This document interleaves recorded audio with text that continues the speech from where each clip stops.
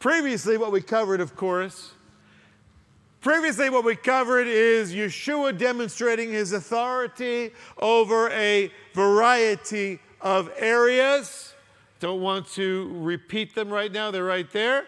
And we saw the section last week, Sun and Sea. Jesus withdrew to the sea with his disciples. A great multitude from Galilee followed, and also from Judea. They're coming from everywhere. You see where they are in the map? Everywhere. Come on. Right? So Judea is here in this area. Samaria above it. Galilee above it. This is the Sea of Galilee. Capernaum is right here. The Decapolis, the Roman cities are here.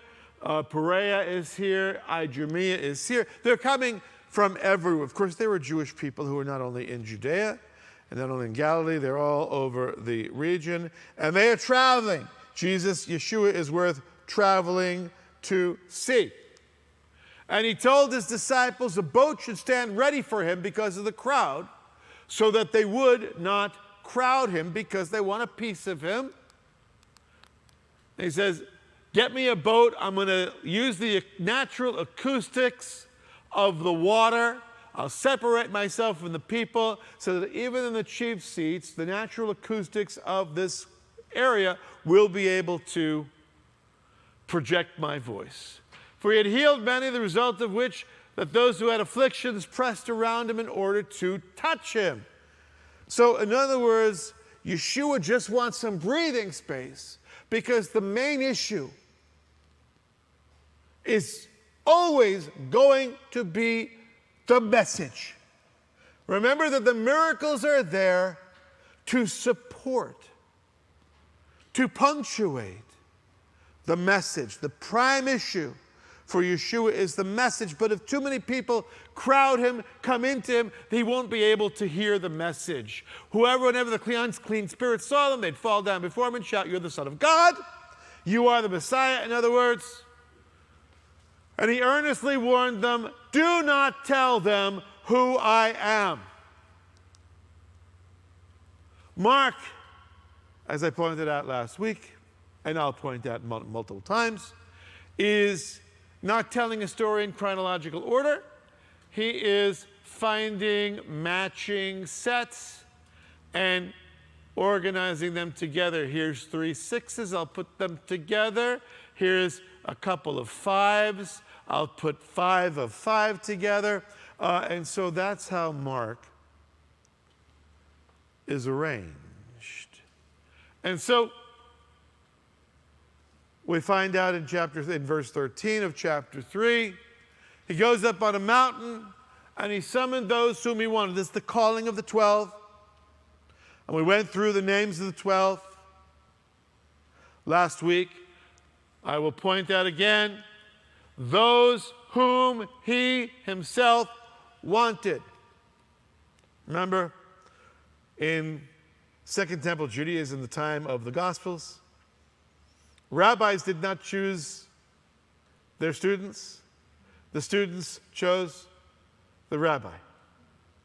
But Yeshua chooses his students. It's a very different form of structure. And he appointed 12. Why 12? 1 to represent each tribe. Not that they all came from 12 different tribes, but they represented the 12 tribes of Israel, and he appointed them for certain reasons. So that, here's a purpose statement. I love purpose statements in the scripture. They're awesome. So that, 1, they would be with him. Why did he call 12 disciples? 12 to be in his inner circle. First reason, so that they would be with him. Second reason, so that he could send them out to preach. So they would be with him, that they would go out to preach, and 3, to delegate authority for them to be able to do miracles as well. So that they too, like Yeshua, would be able to punctuate their message with the miraculous. As I concluded last week,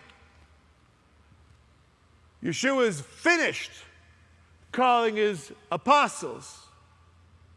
But he's still in the business of calling disciples. So if you're his, why are you his? You're his, it's because he wanted you. He wanted you then. He still wants you now. If you feel the call of Messiah, it is because he is calling. It's irresistible, so you might as well surrender and follow him. We love him because he first loved us. How much does he love us?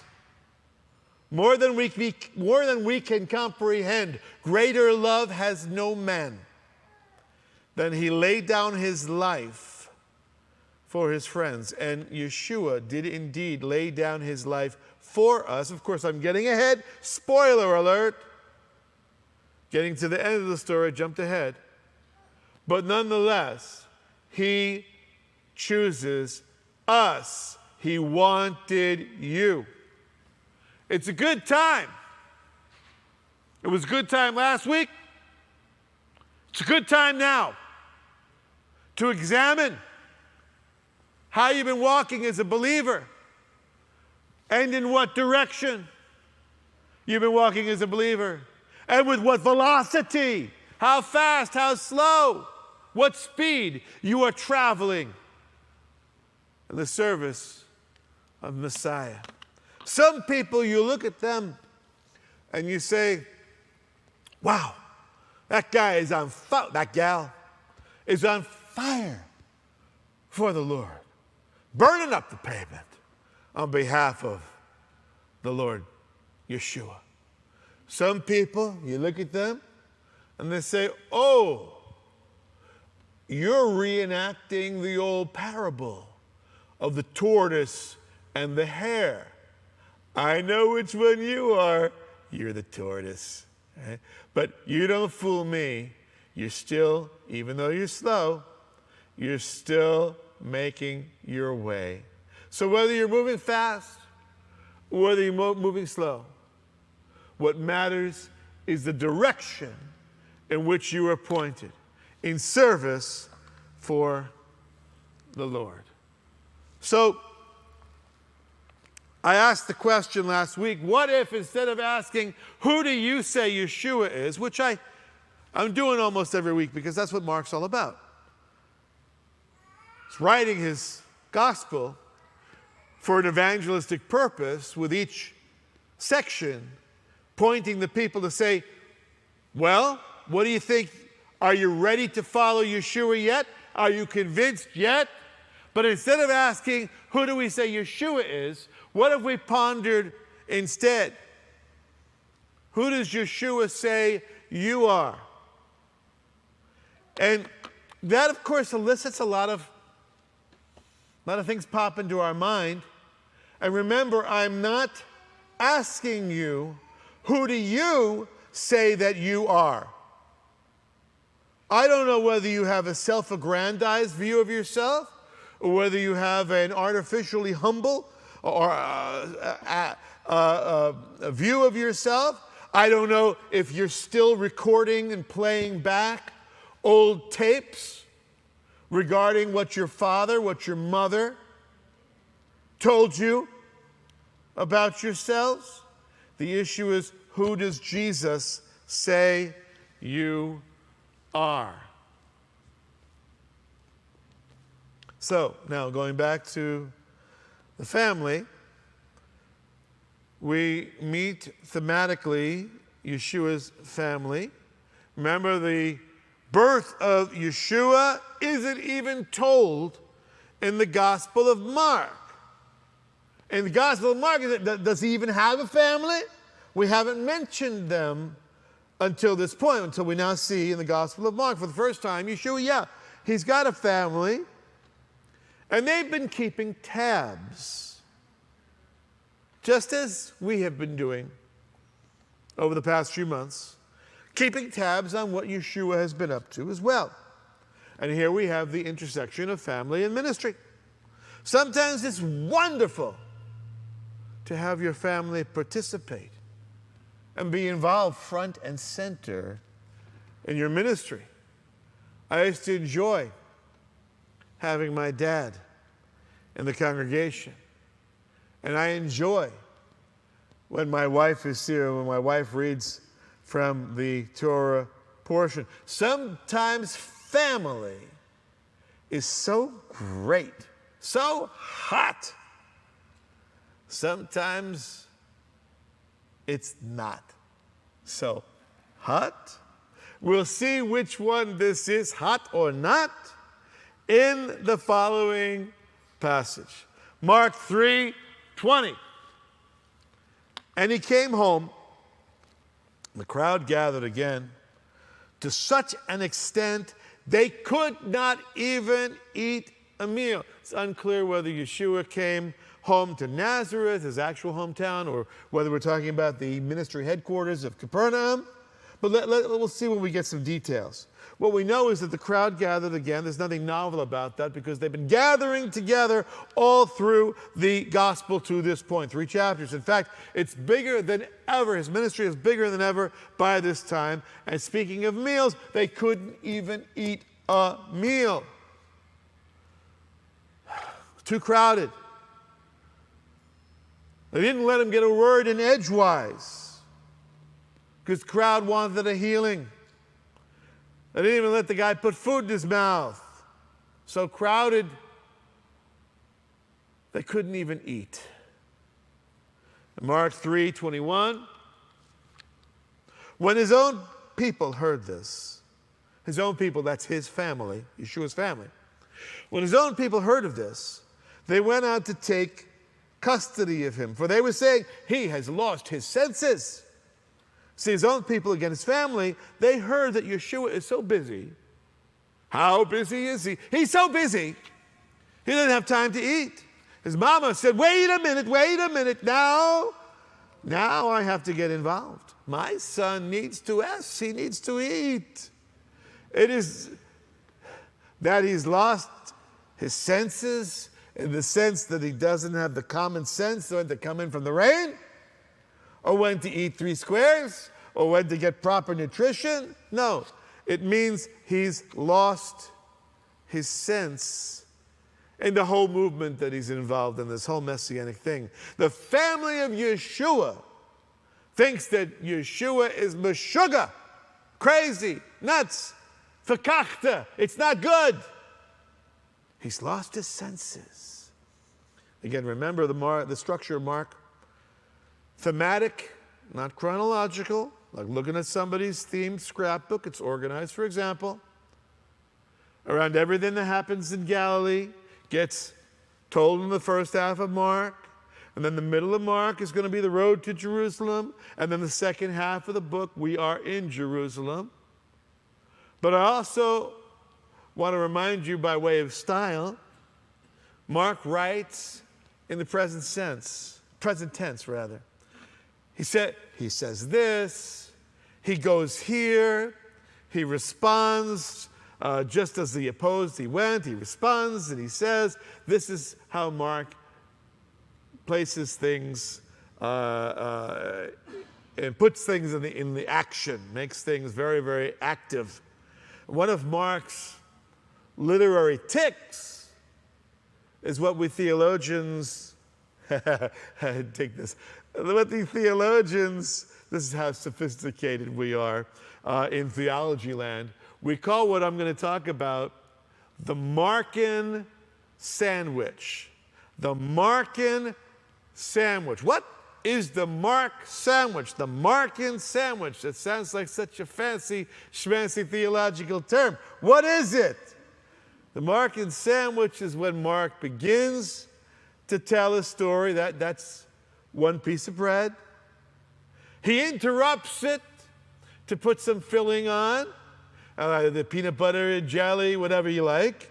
And then the last piece of bread, he finishes telling the middle story, the filling, and gets around to finishing the story that he began at the beginning. So you have one piece of bread, first part of the story is being told. Then you have a non-bread filling. Say, what's this doing here? And then you connect it all together by finishing the initial story with the last piece of bread in the top. That's the Mark sandwich. We're going to see this several times. This is a style. And once you recognize the pattern, then you're not going to be frustrated. What does this have to do with this? You see, he's making sandwiches. He's writing. This is the problem with writing when you're hungry, right?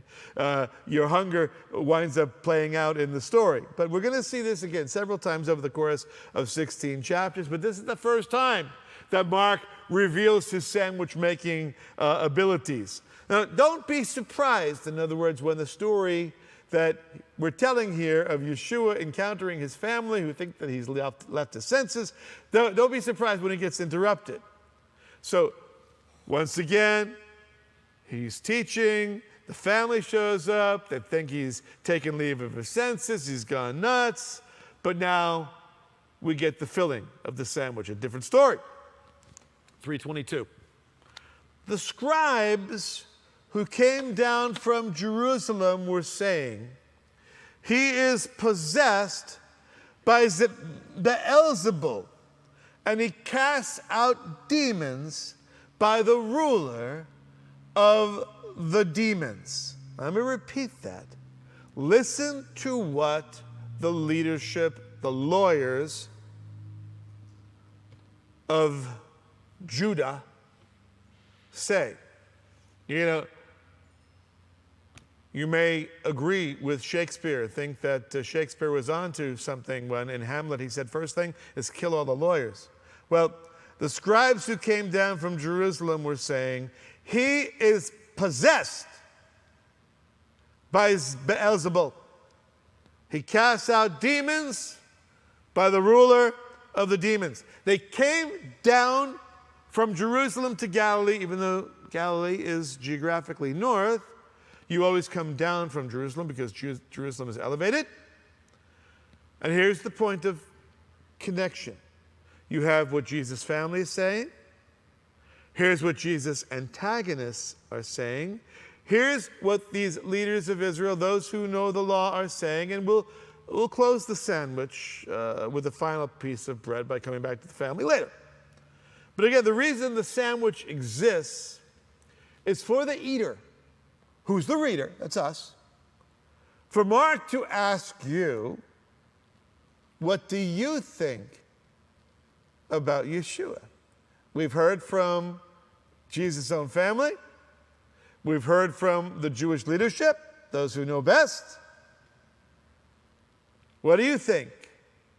How does Yeshua taste to you?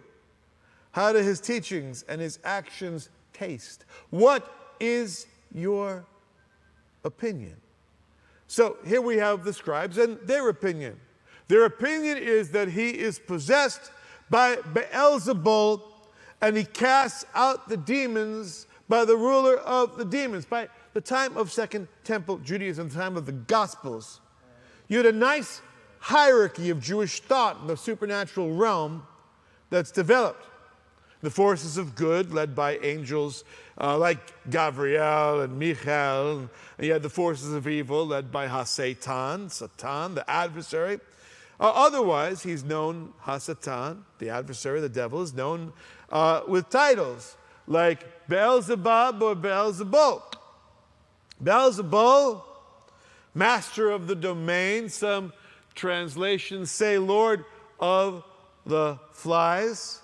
There's a demonic piece of literature, if ever I've read one. They make all the high school students suffer through it. It does, I can't see. How many of you read this book, Lord of the Flies? It's called Lord of the Flies based on this passage, Beelzebub.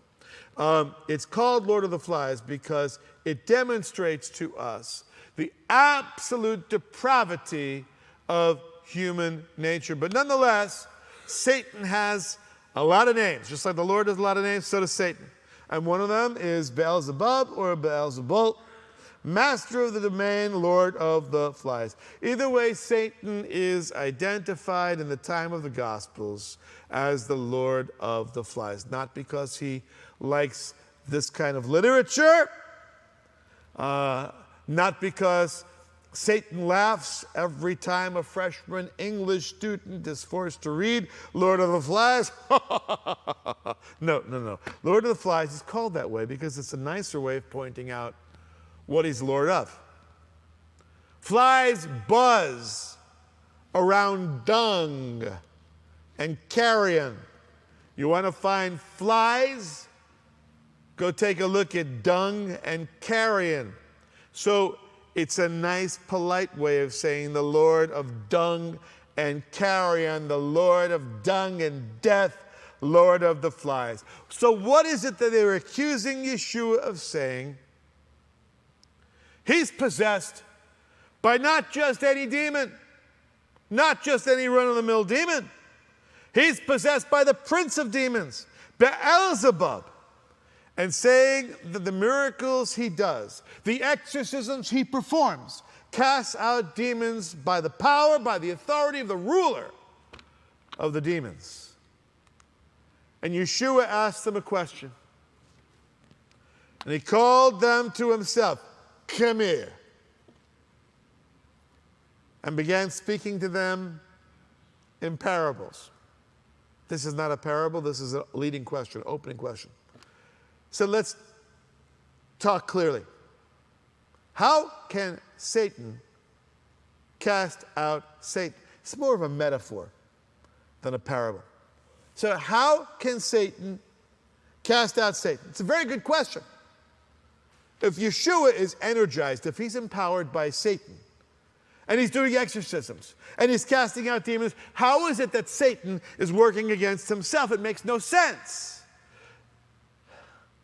That's crazy. That's taking leave of your senses. That's crazy. That's meshuggah. That's a fakakta idea.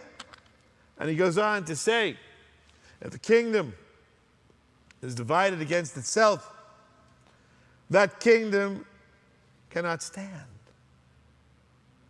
If a house is divided against itself, that house will not be able to stand. Now, some of you tense up when you see the word divided. We're not going to do any long division or multiplication here. Just using the term division to talk about houses being divided against itself. A house divided against itself will not stand. To which most readers of the Bible today look and ask, how is it that Jesus knew what Abraham Lincoln was going to say? How did he know that Abe Lincoln was going to come up with a house divided against itself cannot stand? Well, we here at Beth Shalom, we know that it was not Yeshua looking through history and cribbing off of President Lincoln, but President Lincoln cribbing off of Yeshua. My goodness, you can imagine quoting the Bible for a president to do such a thing in our society today. How the media would have a field day. But Yeshua, his words were clear, and of course President Lincoln used it to great effect. A house divided against itself cannot stand worked pretty well for him. So the question Lincoln asked, and the question that Yeshua initiates, is how is a nation fighting against others within a nation going to remain a nation? That's a timeless question, isn't it?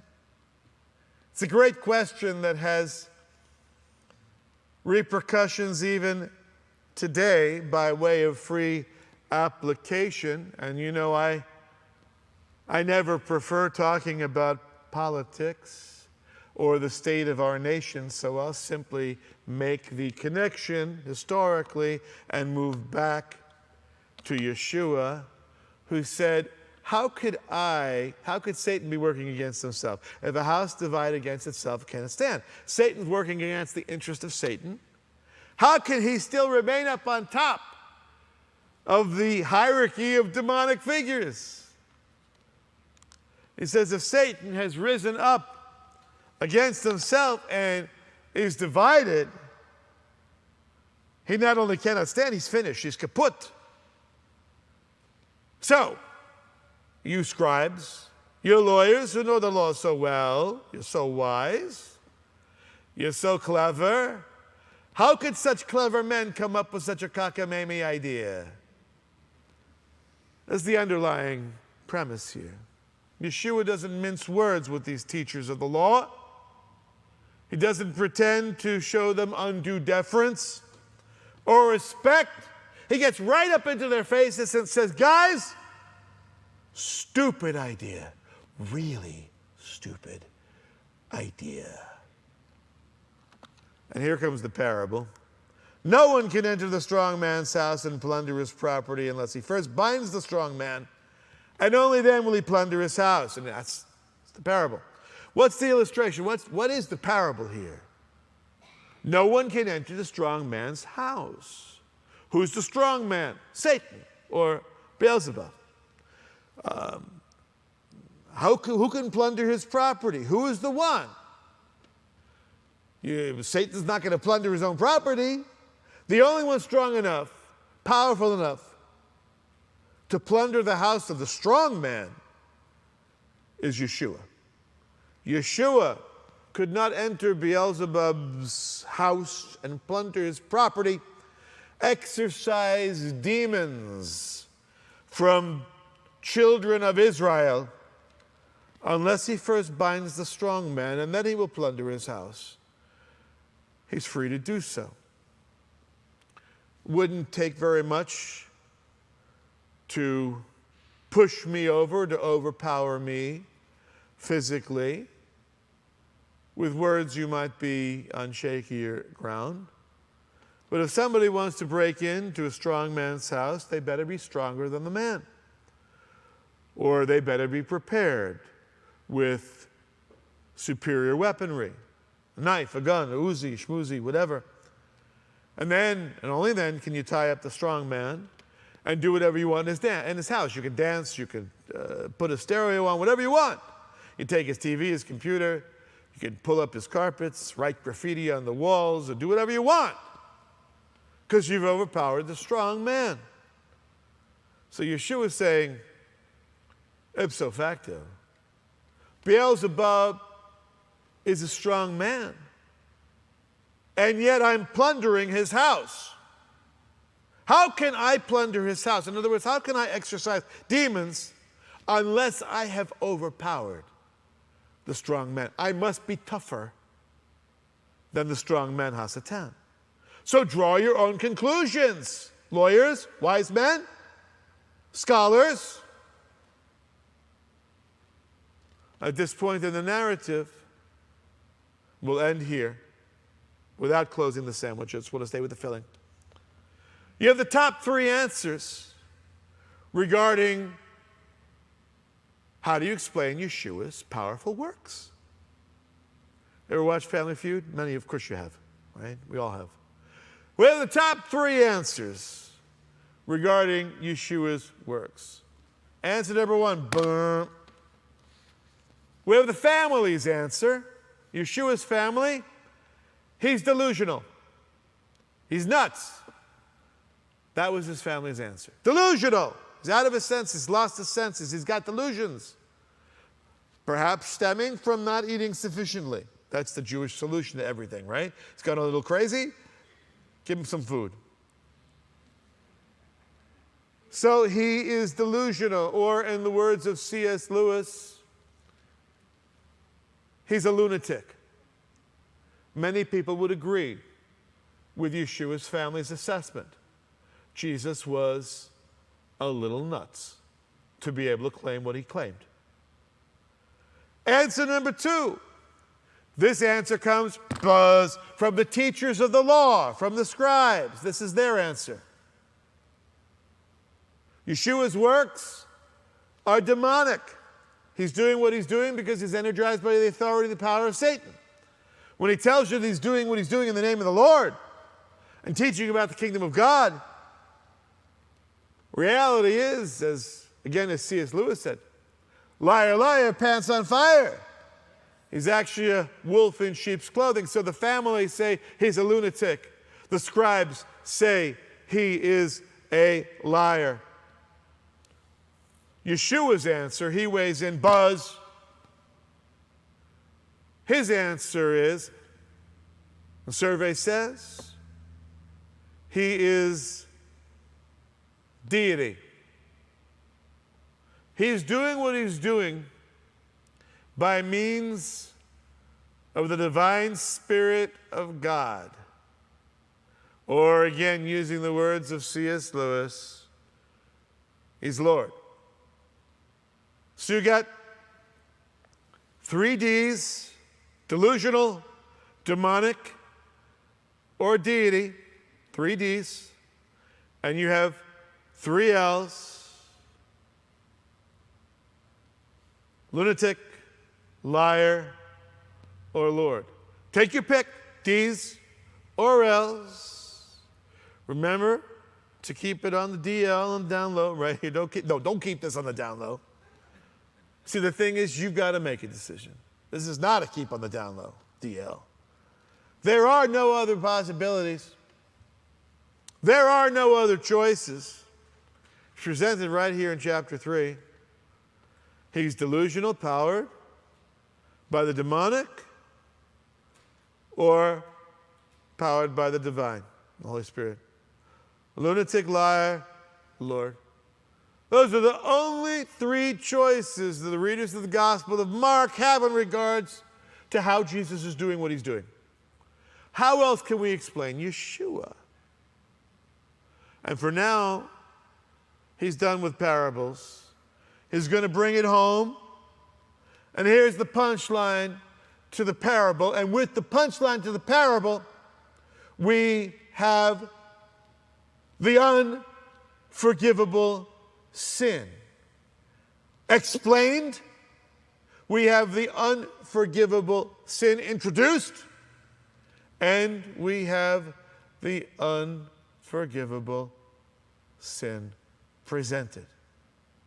But because we had technical difficulties, I'm afraid I'm going to have to keep you in suspense.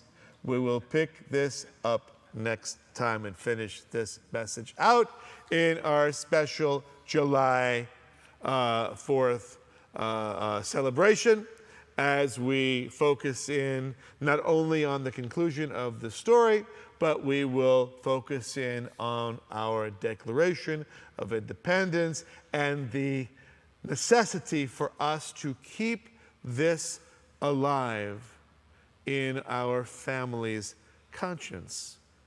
Right? So that will be next week. Stay tuned. We'll see you then. For now.